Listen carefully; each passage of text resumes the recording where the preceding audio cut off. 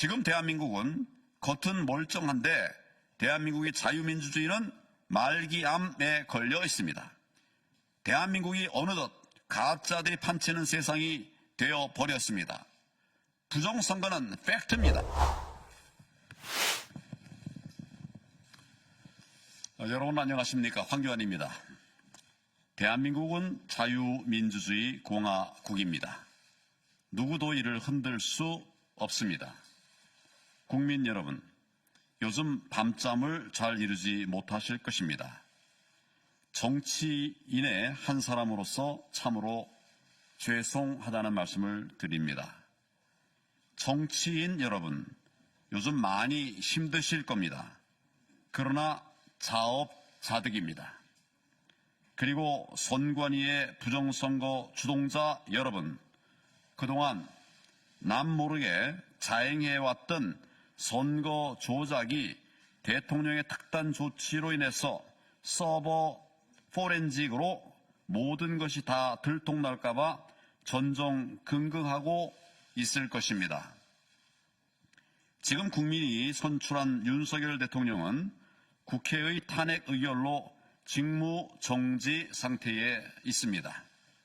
대신 한덕수 대통령 권한대행이 국정을 이끌어 가고 있습니다. 저는 8년 전 박근혜 대통령 탄핵 상황에서 대통령 권한대행을 했던 선언자로서 최근의 국가 위기 상황과 관련해서 몇 가지 말씀을 드리고자 합니다. 첫째, 한덕수 대통령 권한대행은 지금 헌법재판관을 임명하면 안 됩니다. 그 이유는 현재 탄핵이 인용된 상태가 아니고 심리 중인 상태이기 때문입니다. 다 아시다시피 무죄 추정의 원칙이 있습니다. 그러므로 선출된 권력이 아닌 대통령 권한 대행은 현상 유지 그리고 관리가 무엇보다도 중요합니다. 현 대통령의 핵심 가치를 흔드는 조치는 하면 안 됩니다. 따라서 헌법재판관뿐만 아니라 장관급의 임명은 하지 않아야 합니다. 저 역시 2017년 대통령 권한대행 시절 장관급은 임명하지 않았습니다. 인사의 경우 차관급까지만, 그것도 시급한 경우에만 임명했습니다. 헌법재판관 역시 대통령 탄핵이 인용되기 전까지는 임명하지 않았습니다. 탄핵이 인용된 이후에 대통령이 그 직을 다 마친 뒤에 그때 가서야 임명을 했던 것입니다. 좀 더 구체적으로 말씀드리자면 2017년 3월 10일 헌법재판소에서 박근혜 대통령의 탄핵이 인용됐습니다. 그런데 그 이전인 같은 해 1월 31일 박한철 헌법재판소장이 퇴임함으로써 헌법재판관 공석이 생겼으나 당시 대통령 권한대행이었던 저는 새로운 헌법재판관을 임명하지 않았습니다. 왜냐하면 당시는 헌법재판소에서 대통령 탄핵을 심리 중인 상태였기 때문입니다. 이후에 3월 10일 헌법재판소에서 박근혜 대통령의 탄핵이 인용됐습니다.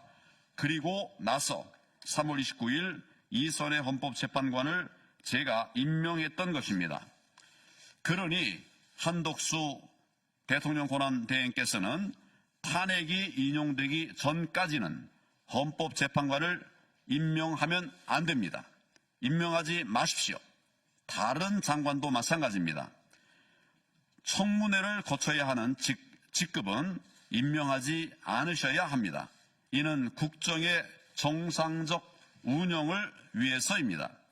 저도 그랬듯이 한덕수 대통령 권한대행께서도 그렇게 하실 줄로 믿습니다. 둘째, 국민 여러분들께서 잘 인지하고 못하고 계신 우리나라의 심각한 상황, 즉 자유민주주의 체제를 파괴하는 암덩어리를 치료하지 못하고 있는 상황에 대해서 말씀을 드리도록 하겠습니다. 우리나라 자유민주주의는 말기암에 걸려 있는 상태입니다.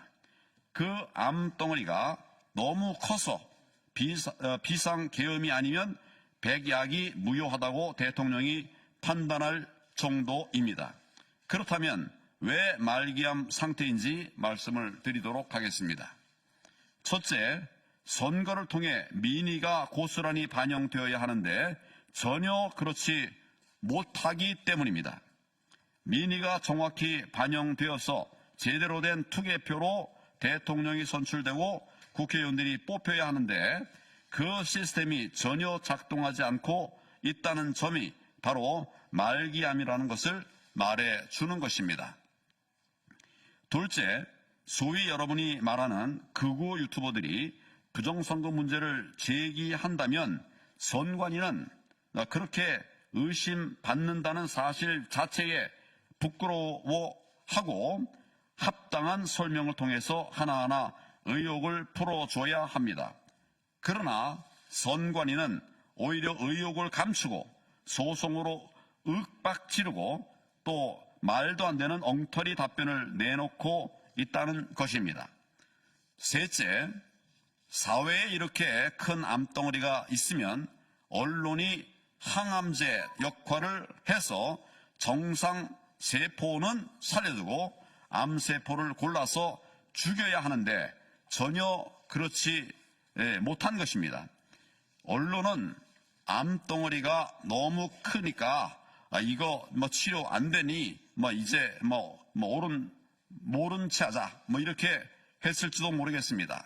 혹은 저거 정말 극우 유튜버들이 늘 떠드는 헛소리 이렇게 치부하는 그런 기사로 가름하고 말았습니다. 언론이 시비를 제대로 가려줘야 하지 않겠습니까? 정상세포는 지켜주고 암세포는 골라서 공격을 해야 하지 않겠습니까? 핵심과 치부를 파고드는 제대로 된 취재를 통해서 또한 언론사 사설 등을 통해서 암세포를 죽여줘야 하는데 그 기능이 전혀 작동되지 않고 있습니다. 다시 말해 암덩어리가 있는데 치료를 하지 못하고 있는 상태라는 말씀입니다. 저는 당대표 시절이었던 4.15 총선에서 부정선거 세력의 조작에 의해 선거에서 참패한 이래 지금까지 수년 동안 부정선거 규명과 방지에 목숨을 걸어왔습니다. 왜냐하면 자유민주주의를 파괴하는 이 암덩어리를 제거하지 않으면 대한민국의 미래는 없기 때문입니다. 이미도 치명적인 결과를 가져오고 있지 않습니까? 이는 좌파 우파를 따질 사안도 아닌 것입니다.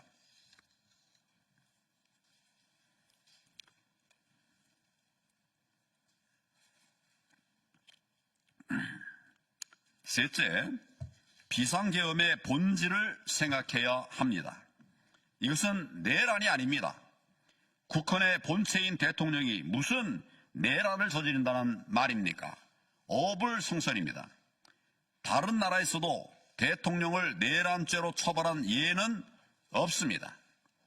비상계엄 선포 뒤 가장 먼저 선관위원회에 계엄군이 투입됐습니다.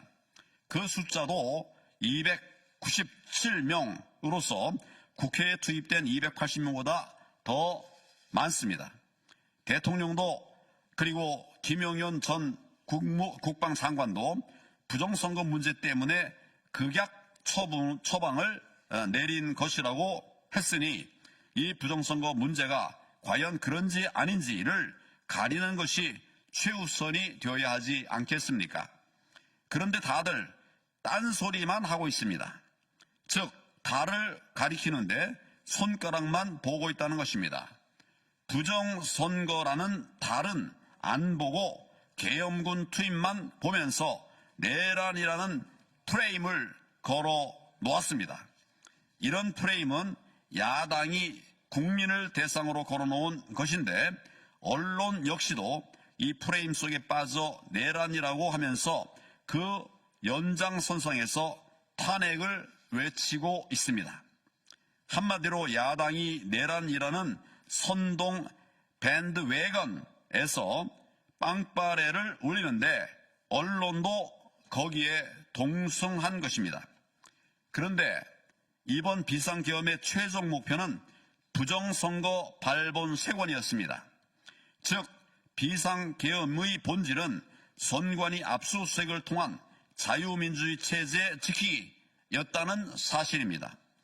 그동안 야당은 부정선거에 부자도 꺼내지 않았고 언론은 극우 유튜버의 대통령이 현혹돼서 그렇다 이렇게 슬쩍 뭉개고 있습니다. 이처럼 야당과 왜곡된 언론의 야합은 대통령의 계엄을 내린 획책 여론으로 비화시켰고 대통령의 계엄을 내란 획책 여론으로 비화시켰고 이를 의식한 경찰, 검찰, 공수처 이런 공무원들이 정말 대통령 체포 운운하면서 부와 뇌동하게 된 것입니다. 지금 대한민국은 겉은 멀쩡한데 대한민국의 자유민주주의는 말기암에 걸려 있습니다. 대한민국이 어느덧 가짜들이 판치는 세상이 되어 버렸습니다. 부정선거는 팩트입니다. 부정선거는 저질러졌고 범죄자는 처단해야 합니다. 사고도 넘치는 부정선거 사례 중에서 제가 몇 가지만 예를 들어 보겠습니다. 첫 번째 사례, 2021년에 여당 대통령 예비 후보로 나왔던 제가 당시 TV토론에서 몇 개의 판례를 보여드렸습니다. 4.15 총선 재검표 현장에서 제가 직접 가서 제 눈으로 똑똑히 보았던 빳빳한 신권 다발 뭉치, 빳빳한 신권 다발 뭉치 투표지를 보여드렸습니다. 이것은 부정선거를 확신할 수 있게 해주는 그런 증거 사진이었습니다. 그런데 이것이 문제가 커지자 선관위가 홈페이지를 통해서 답변을 내놓았습니다. 그 답변이 무엇인지 여러분 혹시 아십니까? 선관위는 투표용지로 형상이 복원되는 특수용지를 사용했다고 그랬기 때문이라고 그렇게 버젓이 거짓 답변을 했습니다. 그러나 세상에 그런 종이는 없습니다. 여러분께서는 이 말이 고지 들려지십니까? 전문가들의 증언도 그런 종이는 세상에 없다는 것입니다. 두 번째 사례입니다. 선관위 홈페이지에 들어가 보면 유효표와 무효표의 판정 기준이 나와 있습니다. 그런데 여기에 투표지에 투표관리관 도장 날인 없이 기표된 것도 유효표라고 설명되어 있습니다. 투표지에 투표관리관 도장 날인이 없는데도 그렇게 기표가 돼도 유효하다 이렇게 설명하고 있습니다. 이게 말이 됩니까? 만약 이렇게 되면 얼마든지 가짜 조작이 가능하다는 말이 되는 것입니다. 그러면 얼마든지 가짜 표지를 만들어낼 수 있다는 말입니다. 그것을 막으려고 투표관리관 개인 도장을 찍으라고 법에 명시되어 있는데 말입니다. 왜 이런 말도 안 되는 일이 벌어졌는지 혹시 여러분 아십니까? 그 이유는 현 노태악 선관위원장이 4.15 총선 오산시 재검표 현장에서 내렸던 엉터리 판정 때문입니다. 당시 노태악 현 선관위원장은 어처구니 없게도 투표관리관 도장 날인이 없는 투표지 8장을 유효표로 판정했던 것입니다. 말도 안 되는 짓을 한 것이죠. 세 번째 사례입니다. 사전투표함은 헝겊으로 된 자루형인데 이고 당일 투표함은 플라스틱으로 돼 있는 것을 여러분들 아시리라고 생각합니다. 왜 투표함이 이렇게 다른지 정말 이상하지 않습니까? 사전투표함은 헝겊 자루를 플라스틱 통에 올려놓은 채 투표를 하게 되는데 투표가 끝난 후에는 플라스틱 통에서 헝겊 자루를 빼서 가져갑니다. 그런데 헝겊 자루형 사전투표함은 보안 스티커도 잘 붙지 않을 뿐만 아니라 헝겊 자루와 투표함 뚜껑 사이로 손이 쑥쑥 들어갑니다. 바꿔 말하면 얼마든지 가짜 투표지를 집어넣을 수 있다는 말입니다. 이런 사실을 아시는 분들은 아마 많지 않으실 것입니다.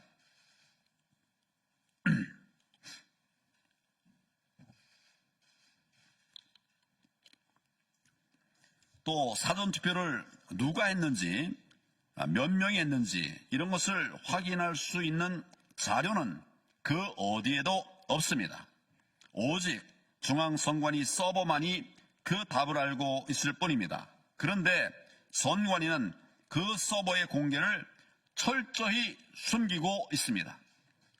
사전투표는 이처럼 근본적으로 치명적인 문제를 가지고 있는 것입니다. 부정선거의 원흉이 되고 있는 것입니다.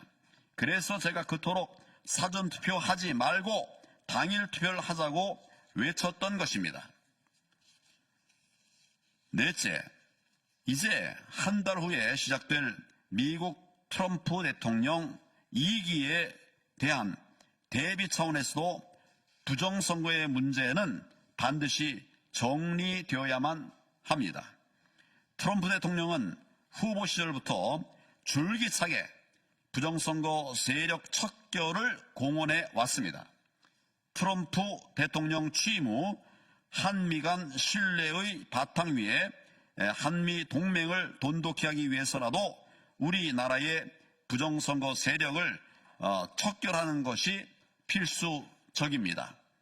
지금 미국을 비롯한 세계 각국 정치계에서는 최근 수년간 적지 않은 나라에서 발생한 부정선거의 배후 세력으로 중국을 지목하고 있습니다. 또한 한국산 전자개표기를 지목하고 있습니다. 그러므로 우리나라 역시 이제는 부정선거 문제를 국내 문제로만 볼 것이 아니라 국제적 판도를 바라보는 넓은 시야를 가지고 이 문제를 바라보면서 해결해야만 합니다. 우리나라의 부정선거 세력을 뿌리 뽑지 않고서는 탈취당한 국민의 주권을 국민에게 되돌려드리지 않고서는 결코 대한민국의 정의를 세울 수 없습니다. 자유민주주의를 지킬 수가 없다는 말씀입니다. 지금 우리나라는 그런 비상 상태입니다. 다섯째, 이제 누가 국헌을 문란케 했는지를 따져봐야 합니다. 선거를 조작해서 이 나라의 진정한 권력자인 국민을 속이고 또 국민의 신성한 주권을 탈취한 부정선거 세력들, 가짜 국회의원들을 국회에 들여보내 가짜 거대 야당을 만들어서 정부 인사에 대한 막무가내식 탄핵을 일삼고 또 국정을 중단시키기 위해서 온갖 강짜를 부려온 부정선거 세력들, 그들이 국헌을 문란케 한 세력인지 또 아니면 부정선거 세력이 대한민국 자유민주주의 시스템을 붕괴시키는 것을 저지하기 위해서 또한 법원조차도 선관위를 일방적으로 편드는 행태를 보이기 때문에 선관위의 서버를 압수수색하기 위한 유일한 방법이 비상계엄이라고 판단하고 대통령의 헌법상 권리인 비상계엄을 선포했던 윤석열 대통령인지 누군지 여러분들은 이제 판단하셔야 합니다. 많은 국민들이 심지어 국민의힘 의원 중에서도 아직 오해하는 분들이 있습니다. 국회가 국민을 대표한다고 또 국회의원은 국민에 의해 선출된 권력이라고. 그렇다면 얼마나 좋겠습니까? 그러나 그렇지 않습니다. 아닙니다. 부정선거로 국민의 주권을 찬탈한 세력들이 지금 국회를 장악하고 있습니다. 그동안 저를 비롯하여 수년간 부정선거에 맞서 싸워왔던 부방대와 또 많은 애국 시민들은 수많은 억압과 억울한 수사를 받았음에도 불구하고 반드시 부정선거를 밝히겠다고 하는 일념으로 투표 현장과 재검표 현장에서 가짜 투표지 증거 사진도 찍고 또 개수도 직접 하고 선관위를 상대로 받아낼 수 없이 많은 증거 자료를 분석해 국민께 알려왔습니다. 선관위를 상대로 정말 받아낼 수 없이 많은 부정 자료들을 분석해서 국민께 알려왔습니다. 다섯째, 이제 저는 진실이 무엇인지 밝히기 위해서 부정선거 국민 대토론회를 제안합니다. 날짜는 12월 30일 월요일 14시 30분으로 잡았습니다. 가능한 한 최우선의 날을 구했습니다. 광화문 소재 프레스센터 20층 프레스클럽에서 갔습니다. 누구든지 오십시오. 무엇이든지 물어보십시오. 부정선거가 없다고 주장하는 분들, 그리고 부정선거의 실체가 궁금하신 모든 분들의 참석을 환영합니다. 국회의원들도 많이 참석해 주시면 좋겠습니다. 부정선거가 없다고 주장하는 선관위 소속 공무원들 다 오십시오. 야당 국회의원들, 언론, 일반 시민들 모두 다 오십시오. 기자 여러분들도 다 오십시오. 부정선거 국민 대토론회에서는 무제한 끝장 토론을 할 것입니다. 그동안 부정선거와 싸워온 전문가들이 다 나와서 토론에 참여할 것입니다. 무엇이 국헌 문란인지 또 누가 국헌을 문란케 했는지 꼭 오셔서 두 눈으로 똑똑히 확인해 보시기를 제안합니다. 일곱 번째, 마지막으로 기자 여러분께 호소합니다. 왜 이런 말도 안 되는 부정선거 행태에 대해서 정의의 칼이 되어야 할 기자 여러분들은 시비를 가려서 또 무엇이 옳고 무엇이 그른지 밝혀주셔야 되는데 그렇게 하지 않는 이유가 무엇입니까? 재검표 현장에서 주요 언론 기자들은 아예 없다시피 했던 그런 사실을 저는 기억합니다. 매주 집회를 하는데 주요 언론의 기자들 안 보였습니다. 저는 기자는 아니지만은 많은 기자 선배들로부터 기사는 발로 쓰는 것이다 이런 얘기를 들어왔습니다.